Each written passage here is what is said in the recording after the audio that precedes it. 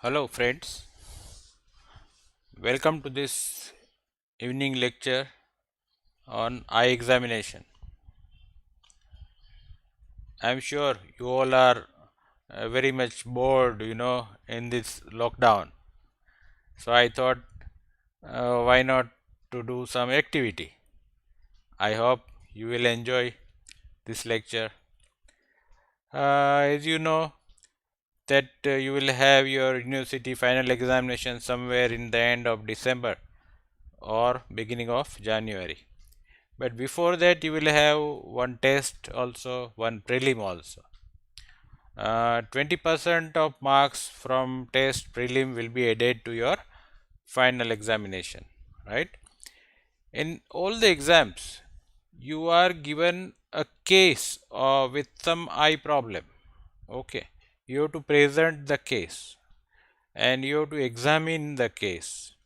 So in history taking, you can, of course, relevant history of other systems you can ask to the patient, but local eye examination is very important.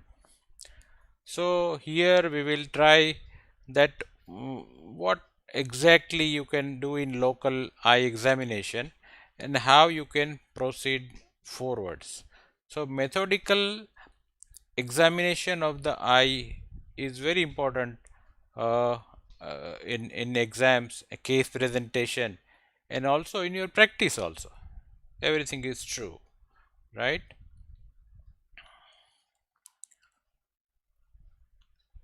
So here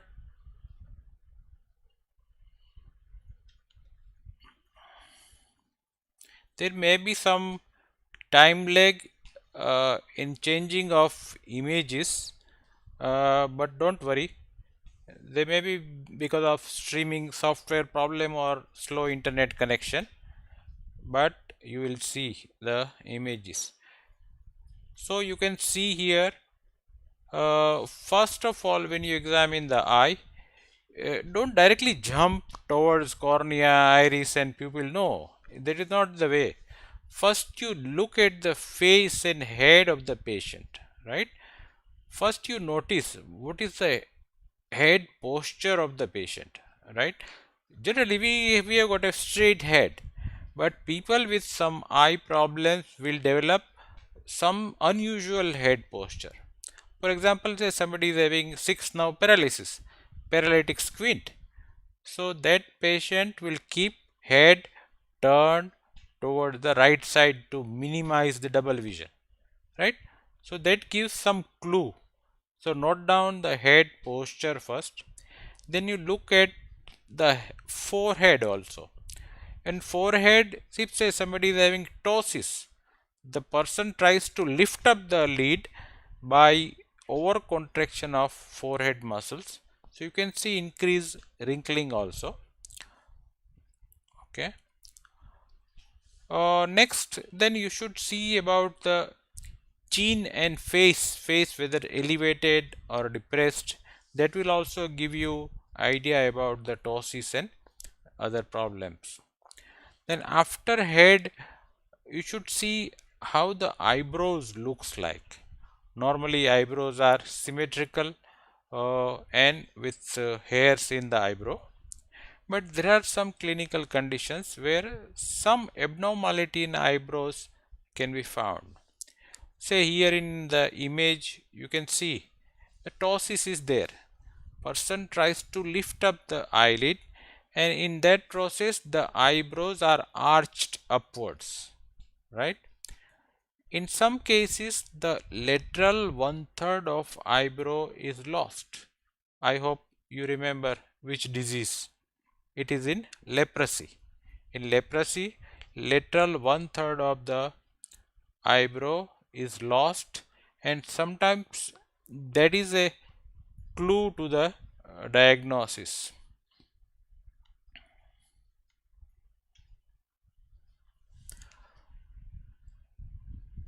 So basically what is ptosis? You should first remember what is the normal position of eyelids. The upper eyelid covers about 2 millimeter of cornea at 12 o'clock meridian, or you can say 1/6 of the cornea, 1/6 the diameter of cornea, while the lower lid margin rests exactly at the limbus at 6 o'clock. So this is a normal position of eyelid. From that only you can make out whether there is abnormality or not. Say if upper eyelid is drooping more than 2 millimeter, then only it is called ptosis.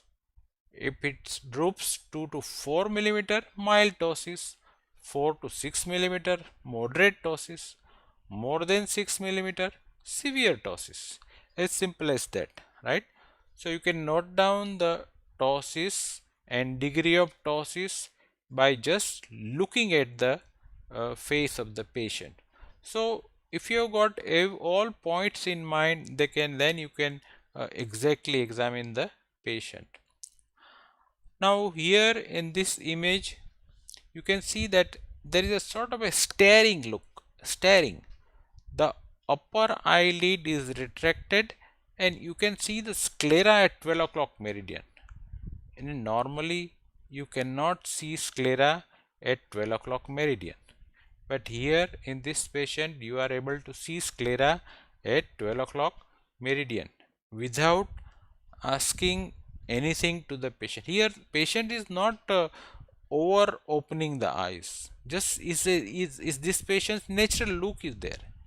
This typically happens in thyrotoxicosis. In thyrotoxicosis there is sympathetic overactivity, and in upper lid there is one muscle called Mueller's muscle. This Mueller's muscle is supplied by sympathetic nerves, and because of this overactivity of Mueller's muscle, lid retraction takes place, and that's why patient is having such a staring look.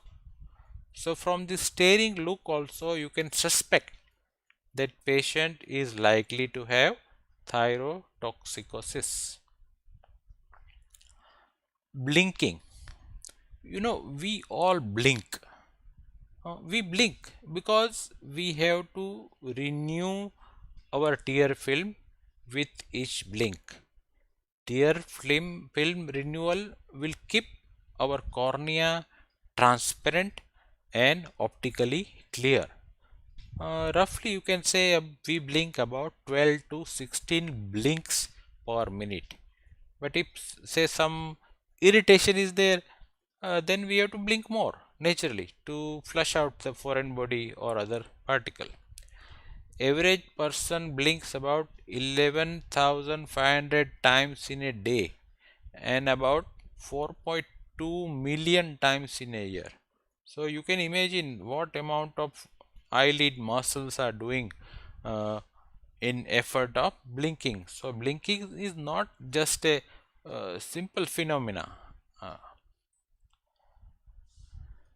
Then you see legophthalmos. Legophthalmos means upper lid generally follows the downward movement of the eye, but in legophthalmos the lid doesn't properly follow the downward movement of the eye. For example, it occurs in facial nerve palsy, extreme degree of ptosis, and some adhesions. Symblepharon means adhesion of lid to the sclera. Here also you can see legophthalmos, the upper lid is not properly following the closure of eyelid. Symblepharon, one word is, now from lid we are coming inwards gradually. Symblepharon means there is adhesion between sclera or scleral conjunctiva with the conjunctiva of the lids, and this adhesion will many times restrict the movement of eyelids. Here also in this image you can see there is a adhesion in the lower lid with a ridge like thing going up to the limbus at 6 o'clock.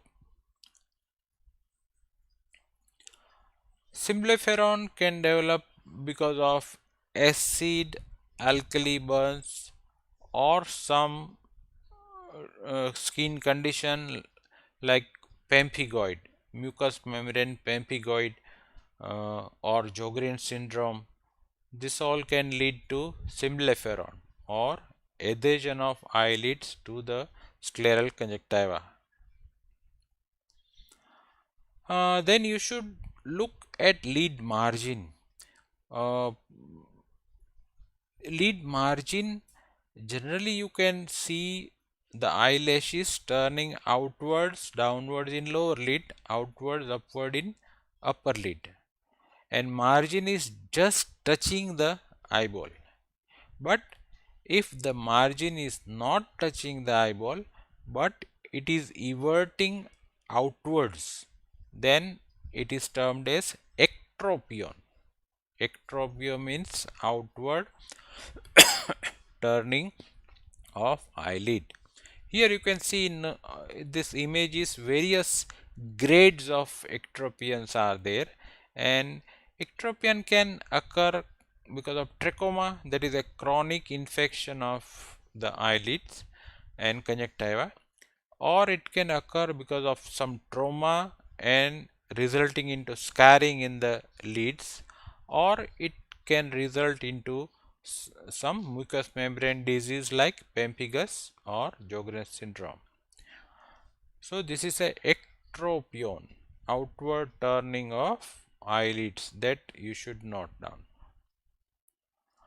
Then another term used is called entropion. Entropia means inward turning of eyelid margin. So here you can see lid margin is going inwards, and this inward turning of lid margin will put this eyelashes into contact with the cornea. Normally our eyelashes are not in contact with cornea, but entropion will cause contact of eyelashes to the cornea, and with each blinking these eyelashes will rub against the cornea and person gets lots of irritation. It may result into corneal ulcer also, infection, right? Then another term you should know is trichiasis. Sometimes the lid margin is normal looking, but yes, you can see this image. Yes, I verified. Uh, but eyelashes only are turning towards the cornea. So that condition is called as trichiasis, misdirected cilia rubbing on the eyeball. Trichiasis occurs in commonly trachoma, chronic blepharitis, after sty also, and sometimes after lid trauma also. All these conditions can lead to inward turning of eyelashes, and these eyelashes will rub against the cornea and it can lead to irritation and infection. Another term is dystrichiasis, sometimes written as dystichiasis also, but dystrichiasis also can be written. Normally we have got uh, one row of eyelashes, but in some patients there is extra row of eyelashes which are misdirected, so they may rub against the cornea and cause lot of irritation. So that is a dystrichiasis. So this term, all you should remember the difference is entropion, trichiasis, dystrichiasis. All three things are slightly different, and you should remember the finer differentiating features. Madarosis. Another term you should note down is madarosis. That means absence of cilia or eyelashes. The causes are chronic blepharitis, leprosy also, or in myxedema also you can have loss of eyelashes. So in examination you should keep all this point in mind, and in exam you should go on noting down in your case paper, say how the margin looks, how the eyelashes look, how the eyebrow looks, then lid skin how it looks, that everything you should note down systematically. so that ultimately it will be very easy to state the diagnosis. Another term used in examination is poliosis. Poliosis means graying of cilia. Cilia becomes gray or white, is seen as with old age. Advanced more than 65, 70 years of age, people develop whitening of eyebrows, eyelashes. It's normal. But younger age people, if they develop white eyebrows or eyelashes, you should suspect particular ophthalmic problems. One name is called Vogt-Koyanagi-Haradas disease or VKH disease. Another syndrome is Waardenburg syndrome that you can keep in mind. If you see whitening of eyelashes and eyebrow in a younger person. If in advanced stage, okay, it may be a normal variation. So it is poliosis. Then sometimes there can be crust or scales. Whenever there is chronic blepharitis, marginal infection, inflammation of eyelids, you develop this type of scales and adherent material. Another term is called ankyloblepharon. Whenever there is extensive adhesion between leads and sclera, it is called ankyloblepharon. It occurs in acid alkali burns or ulcer, large size ulcer and blepharitis. After burns also it can develop. Palpebral fissure, you should note down. You know, we have got a open space between upper lid and lower lid. So that is called palpebral fissure. Sometimes there is blepharophimosis, means narrowing of palpebral fissure. There is less space between upper lid margin and lower lid margin. It can be example of oriental race, say oriental Chinese, Japanese, they've got a smaller palpebral fissure compared to what we have got. But sometimes in some people, because of disease also, palpebral fissure can become smaller. For example, in scleroderma. In scleroderma, there is subcutaneous fibrosis develops. So, scleroderma. It can cause blepharophimosis. Another causes of narrow palpebral fissures are, here I have stated, ptosis can be there, enophthalmos. These terms you should remember the definition. Eno means backward shifting of eyeball. Backward shifting of eyeball, that is enophthalmos. Another term is anophthalmos, absence of eyeball. Sometimes some people are born without developed eyeball. So it is called as anophthalmos. So you must remember differences between enophthalmos and anophthalmos. Sometimes there is microphthalmos. That also leads to narrow palpebral fissure. Phthisis bulbi, shrunken eye is there because of some disease. And another word is called atrophic bulbi. Phthisis bulbi, the structure of eyeball is not preserved, while in atrophic bulbi, structure of eyeball is preserved. That is the difference. So these are the finer differentiating points in various terms. It will be better if you remember this well. And I said wide palpebral fissure or staring look, that occurs in proptosis also, thyroid eye disease also. Sometimes there is large size of eyeball also, and retraction of upper eyelid, right? Okay. Now when you have completed the examination of lid margin and all that, you have noted down everything, you must see lacrimal apparatus. Of course, outwardly you cannot see the lacrimal apparatus, but by indirect means you can examine the patency or working of lacrimal apparatus. In lacrimal apparatus, anatomically you should remember there are parts. The puncta are there which collects the tear fluid at the medial angle of eyelids. Then this puncta leads to canaliculi. Then this canaliculi, common canaliculus appears, and this common canaliculus opens into lacrimal sac. This lacrimal sac is continuous with the nasolacrimal duct, and this nasolacrimal duct opens into the inferior meatus of the nose. So this is the anatomy. Of course, externally you can see puncta by slightly retracting the eyelids, but if you clinically want to check the patency of this system, you can gently press at the medial angle of the eye towards the nasal bone and see whether there is any regurgitation of fluid or purulent material is there, if infection is there in the conjunctival sac.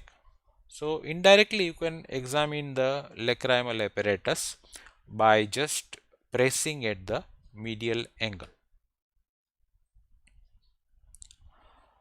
So lacrimal sac area you should examine for, first I said press at the lacrimal sac area and see the regurgitation in the conjunctival sac for any chronic infection. But by if you examine this type of redness, then it is a sign of a acute dacryocystitis. Mainly the inflammation is there at the medial angle of the eye. There is redness, swelling, and sometimes there is fistula also. Here in this acute case you need not press at the medial angle because diagnosis is obvious and pressing will cause lot of pain to the patient. So this is a lacrimal sac area that you should examine for acute inflammation as well as chronic inflammation also. Here you can see swelling of lacrimal sac area in case of acute dacryocystitis. If you don't treat this, it will lead to fistula. It will rupture on the skin and lead to a discharging sinus or called fistula. You can see here fistula has already formed and now it is a chronic dacryocystitis. Pus is constantly coming out through the skin and patient is having a lot of pain problem and irritation on the skin. Then you should see the lacrimal puncta. Normally you cannot see lacrimal puncta. Lacrimal puncta are in not visible directly, but if you pull the medial angle of the eyelid or in the upper lid you pull eyelid upwards, then only you can see the puncta. Otherwise you cannot see the puncta. So you evert the puncta, note down, press at the medial angle and see whether discharge or stenosis of puncta is there or not. In some cases we do sac syringing through the puncta.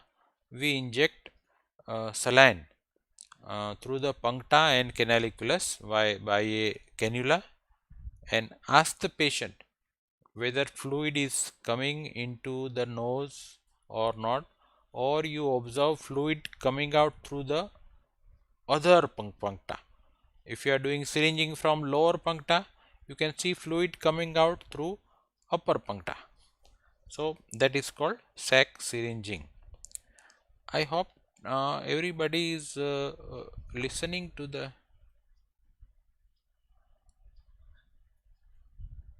uh,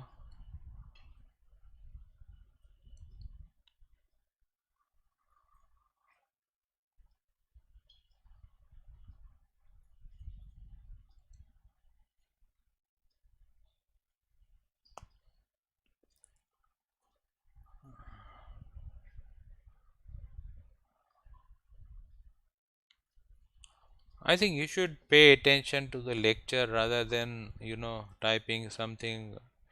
Okay. Anyway, you see the puncta by everting the. Uh, I hope you are able to listen to my voice. Is there any problem? Any issue? Somebody write whether my voice is audible or not.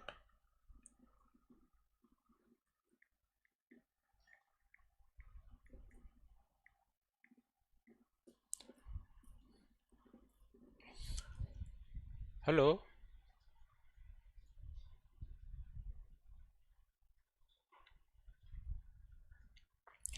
So, mm, as I said, regurgitation test, you press at the medial angle with your finger, or it's better to press with a cotton swab. That ear buds are available. These buds you can press at the medial angle and see the regurgitation, because it is better not to touch the discharge directly, especially in this COVID era, better not to touch the eye secretion directly, or you should wear gloves. uh, okay, so if regurgitation is there, that means some pus is coming out through the puncta, then test is positive. It indicates chronic dacryocystitis. Or if no regurgitation is coming, then probably there is no infection. Okay, as simple as that. Here I already told you this earbud, it's better to press with the earbud, and you can see already the discharge is there, which is coming out from the punctum and accumulating in the conjunctival sac. So that is a sign of chronic dacryocystitis. That is also a cause for a recurrent type of conjunctivitis. So this examination gives idea about the cause of recurrent conjunctivitis. Say, even if you all don't come to ophthalmology, you should know certain things so that wherever you are, you can give some treatment to the patient. Okay, syringing, I already told you that it is done with topical anesthesia. You put a drop of xylocaine and then through the lower punctum introduce cannula attached with a syringe of normal saline and inject the normal saline, and ask the patient whether patient is feeling the taste of salty fluid in the throat or not. If patient says yes, then it is a patent system. If the regurgitation is coming from the opposite punctum, there is some block, so that you can diagnose by sac syringe. This is called sac syringing. Here you can see the pictures of initially you can dilate also canaliculi to for easy passage of lacrimal cannula. With there is one punctum dilator is available. In exam, sometimes you asked in viva to identify punctum dilator and sac syringing cannula. So that you should, whenever you come to eye department, you should see instruments and its uses. So in viva, whenever you are asked correctly, you can give the answer. The same thing I told, if there is free passage of saline, there is no obstruction. There is other test also, it's called Jones test. You put a fluorescein drop and see whether it is coming in the nose, lower meatus or not. It's called Jones test. This is the diagram of a Jones test. This is a X-ray picture of dacryocystography, less commonly nowadays used because we have got good CT scanning procedures available.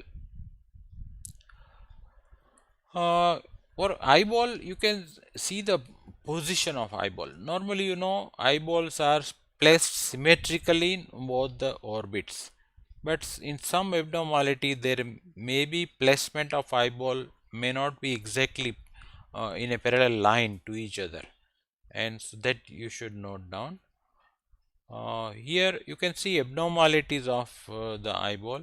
One term is called proptosis or exophthalmos.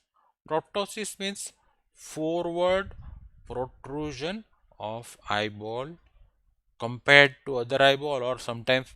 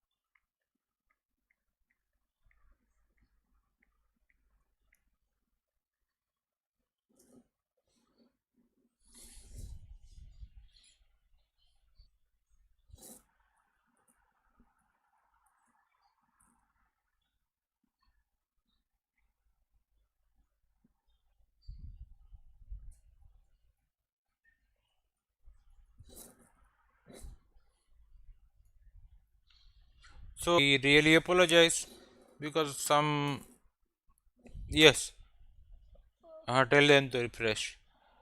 Very sorry. Many times the net connections are erratic, so sometimes it works faster, sometimes slower. Anyways, part of life. We all are learning. I am also learning. You also learn. So visual axis, normally our visual axis are directed. Okay.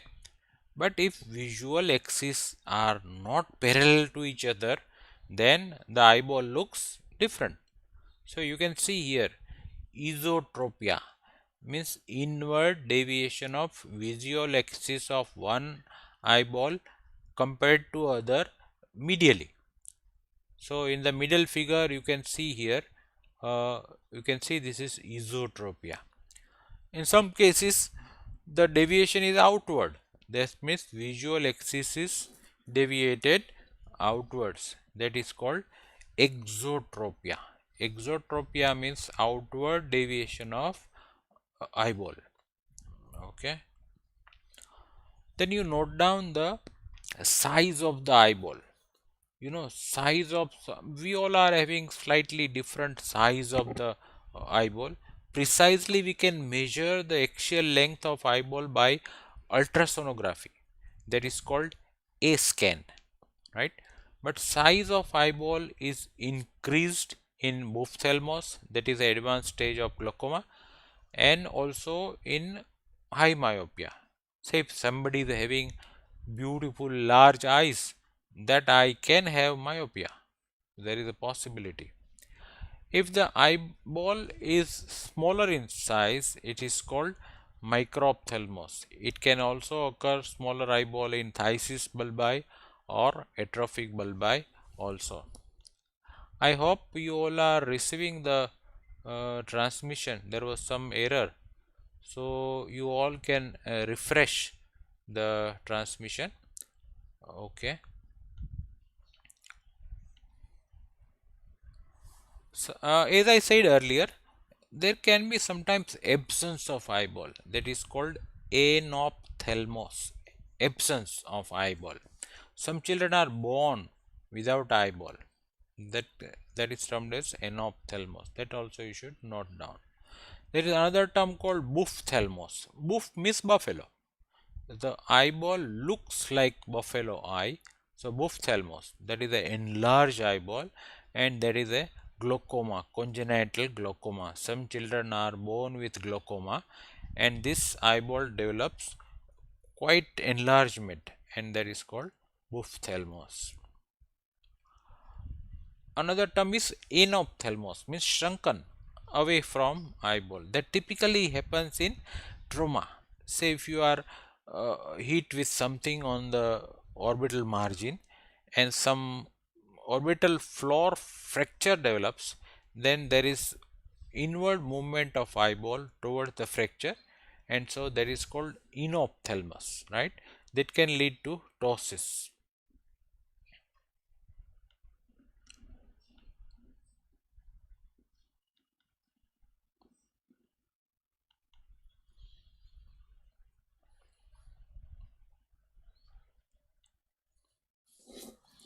I hope you are receiving the stream.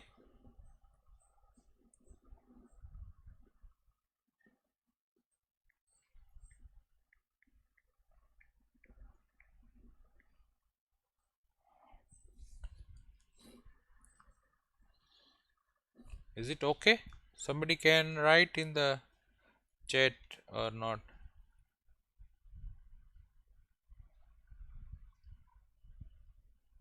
Hello.